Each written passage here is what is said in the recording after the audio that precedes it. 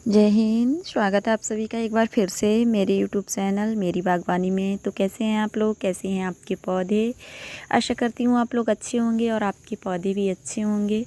तो आज बात करेंगे कि हम बार बार प्रयोग की हुई मिट्टी को कैसे अपने पौधों के लिए फिर से उपजाऊ बना सकते हैं, उसे कैसे दोबारा से रिचार्ज कर सकते हैं। क्योंकि मिट्टी जो होती है ना, हमारे पौधों के लिए बहुत ज़्यादा ज़रूरी होती है। पौधे लगाने के लिए हमें सबसे ज़्यादा किसी चीज़ की ज़रूरत होती है तो वो होती है मिट्टी। मिट्टी का होना बहुत ज़रूरी है। अगर हम कम से कम मिट्टी भी प्रयोग कराएं तब भी मिट्टी की ज़रूरत होती ही होती है। हम कुछ भी कर लें, थोड़ी बहुत तो मिट्टी हमें चाहिए ही चाहिए होती है। तो जब हम बार बार एक मिट्टी में पौधे लगाते रहते हैं और उसको कई बार प्रयोग कर लेते हैं, तो वो जो हमारी मिट्टी होती है वो अनउपजाऊ हो जाती है, और जिसमें कि हम अगर पौधे लगाते हैं तो वो वृद्धि नहीं करते हैं अच्छे से। तो आज इसी बारे में बात करेंगे कि बार बार प्रयोग की हुई मिट्टी को हम दोबारा से कैसे उपजाऊ बना सकते हैं। तो ये जो देख रहे हैं आप, ये मिट्टी है। ये मैं अब ये मेरे पौधे लगे हुए जो पौधे थे उनकी मिट्टी है। तो इसको मैंने जब दोबारा से पौधे लगाए थे दूसरी मिट्टी में लगाए थे और इस मिट्टी को मैंने हटा दिया था। तो हम बार बार यूज़ की हुई मिट्टी को ही दोबारा से फर्टाइल बना के उसको उपजाऊ बना के अपने पौधों के लिए प्रयोग करते हैं। तो इतनी सारी ये जो मिट्टी दिख रही है आपको, और ये इधर है गोबर की खाद। ये गाय की गोबर की खाद है। तो खाद थोड़ी हमारी कम है क्योंकि खाद हमने अपने पौधों में भी थोड़ी थोड़ी सी दे दी थी, जिसकी वजह से खाद हमारी थोड़ी कम है। वैसे कोई दिक्कत नहीं है। मिट्टी हमारी ठीक दोगुनी है और खाद आधी है। मिट्टी से खाद आधी है और मिट्टी ज़्यादा है हमारी। तो ये गाय की गोबर की खाद है। गाय की गोबर की जो खाद होती है काफ़ी अच्छी होती है। वैसे आप कोई भी खाद ले सकते हैं। हम लोग रसोई से निकलने वाले कचड़े से भी जो खाद बनाते हैं वो भी बहुत अच्छी होती है। तो उसे भी हम ले सकते हैं। उससे भी हमारे पौधे काफ़ी अच्छे से वृद्धि करते हैं। और हम वर्मी कंपोस्ट ले सकते हैं जो केंचुओं के द्वारा बनाई जाती है खाद, वो वाली खाद भी ले सकते हैं। और भी कोई खाद ले सकते हैं, जो भी लेना चाहें। तो फिर बात करते हैं। तो ये है हमारी गोबर की खाद। आगे बढ़ें तो बात कर लेते हैं हमारी मिट्टी की। ये मिट्टी देख रहे हैं, ये काफ़ी लंबे टाइम से पड़ी। सबसे पहले जो मिट्टी हम गमलों से निकालते हैं उसको हमें अच्छे से सुखा लेना है। तो ये मिट्टी को मैंने छत पे डाला था तो काफ़ी अच्छे से ही सूख चुकी थी। तो उस दिन बारिश आई थी तो मैंने इसको इकट्ठा कर दिया था, और कल रात फिर से बारिश हो गई तो ये मिट्टी थोड़ी सी भीग गई है।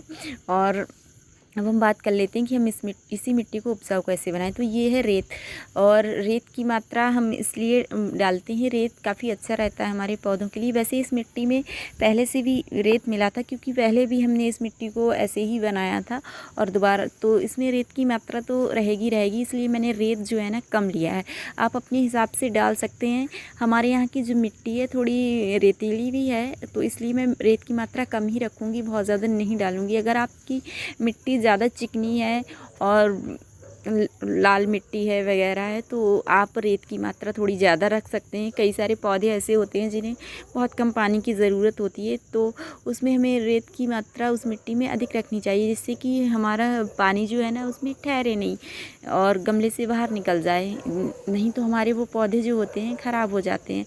जलवायु के अनुसार ही मिट्टी होती है। हम कई बार जब हम नर्सरी से पौधे लाते हैं तो वो चिकनी मिट्टी में या लाल मिट्टी में लगे हुए होते हैं और हमारे पौधे वो चल नहीं पाते, मर जाते, क्योंकि हमारा अलग अलग जगह पे अलग अलग क्षेत्रों में जलवायु अलग अलग होती है, तो उसी के अनुसार मिट्टी भी होती है, वैसे ही पौधे हमारे चलते हैं। तो ये जो आप देख रहे हैं ये है धान की भूसी। जब हमारे धान को हम चावल निकालते हैं तब उसके बाद ये भूसी निकलती है। ये काफ़ी अच्छी होती है हमारे पौधों के लिए। इसे मैं पहले भी यूज़ कर चुकी हूँ अपनी मिट्टी में। इसको मिट्टी में डालने का बहुत फ़ायदा है। ये जो होता है इससे हमारे जो है ना ये अच्छी खाद का भी काम करती है। धीरे धीरे अभी मेरे पास कम ही है तो इससे ज़्यादा भी ये भर जाता तो इतनी डालती मैं, लेकिन मेरे पास थी नहीं, इतनी थी तो मैं इतनी ही डाल रही हूँ। इसको डालने से एक लाभ ये है कि हमारे जो पौधे होते हैं उसमें ये धीरे धीरे डिकम्पोज्ड होती रहती है, धीरे धीरे गलती है। इससे हमारी खाद की जो ताकत है वो बढ़ती रहती है और ये मिट्टी में पानी को होल्ड करके भी रखती है और काफ़ी अच्छी होती है। इसका कोई भी नुकसान नहीं होता है हमारे पौधों में। तो आप धान की भूसी का प्रयोग कर सकते हैं, ये बहुत अच्छी होती है। और ये है हमारा कोकोपीट। कोकोपीट के बारे में तो हम सभी जानते हैं, क्योंकि हर सारे जितने भी हम बागवानी करते हैं, गार्डनर हैं, सभी जानते हैं कोकोपीट के गुणों के बारे में। कोकोपीट जो है ना काफ़ी अच्छा होता है हमारे पौधों के लिए। आप ऑनलाइन मंगा सकते हैं। ये कोकोपीट जो होता है, ये जो होता है नारियल के जो छिलके होते हैं, जो वेस्ट होते हैं, उससे बनाया जाता है।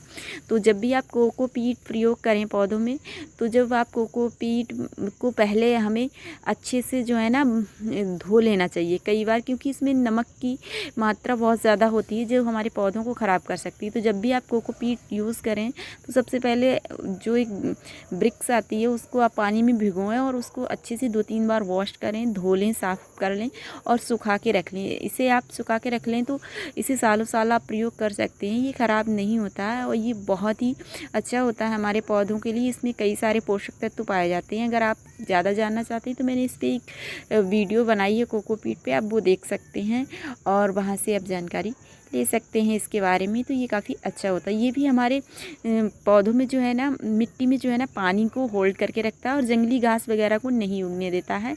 तो ये भी अच्छा होता है हमारे। और ये है राख।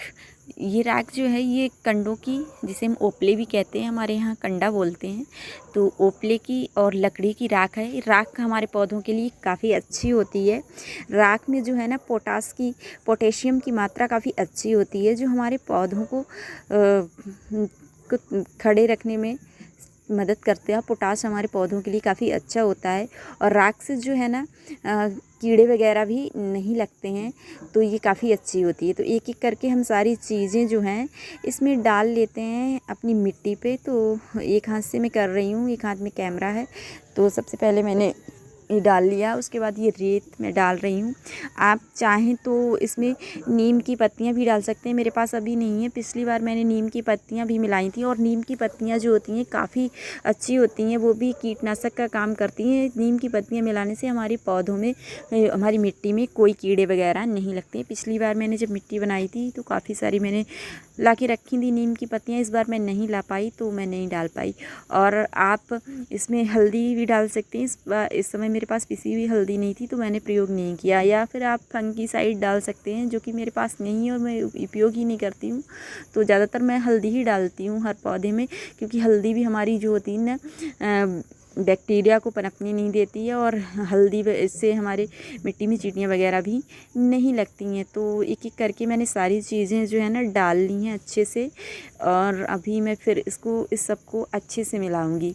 तो अगर आप अपने पौधों को अच्छे से बढ़ाना चाहते हैं तो आपकी मिट्टी भी अच्छी होनी चाहिए। जब हमारी मिट्टी अच्छी होगी तो हमारे पौधे अच्छी वृद्धि करेंगे, चाहे वो फल वाले पौधे हों, फूल वाले पौधे हों, सब्जियों के पौधे हों, किसी भी चीज़ के पौधे हों। अगर अच्छा सोइल मीडिया होगा तो काफ़ी अच्छी वृद्धि करते हैं हमारे पेड़ पौधे। और इससे जो होता है ना, हमें तो बहुत सारी वो मिलती है मिट्टी को हम इस तरीके से बार बार उपजाऊ बना सकते हैं अपनी मिट्टी को। हमें बार बार मिट्टी लाने की ज़रूरत नहीं होती है, क्योंकि इतनी मिट्टी हम ला भी नहीं सकते हैं कि हम बार बार नई मिट्टी लेके आएँ। तो हम इसी मिट्टी को बार बार उपजाऊ बनाते हैं। तो ध्यान से काम करें।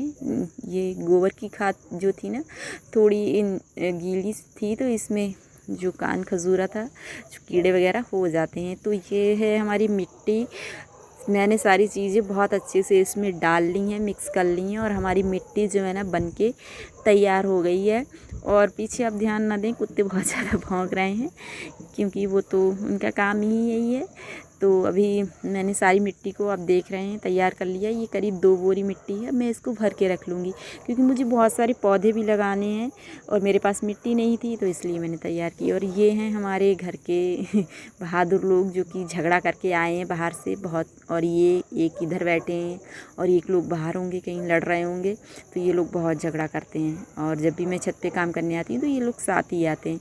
तो ये सारे पौधे रखे हैं देख लीजिए मैंने इस तरीके से सारे पौधों को ना व्यवस्थित कर दिया है। अभी ये अच्छे लग रहे हैं, पहले ये बहुत फैले हुए थे, तो थोड़ी साफ़ सफाई हो, चीज़ें व्यवस्थित हों तो अच्छा लगता है। और ये सुंदर सा हमारे घर के पीछे का पीपल के पीछे सूर्यास्त का दृश्य, ये मेरे घर के पीछे पीपल का पेड़ है, ये बहुत पुराना पौधा है। तो कैसी लगी हमारी वीडियो कमेंट करके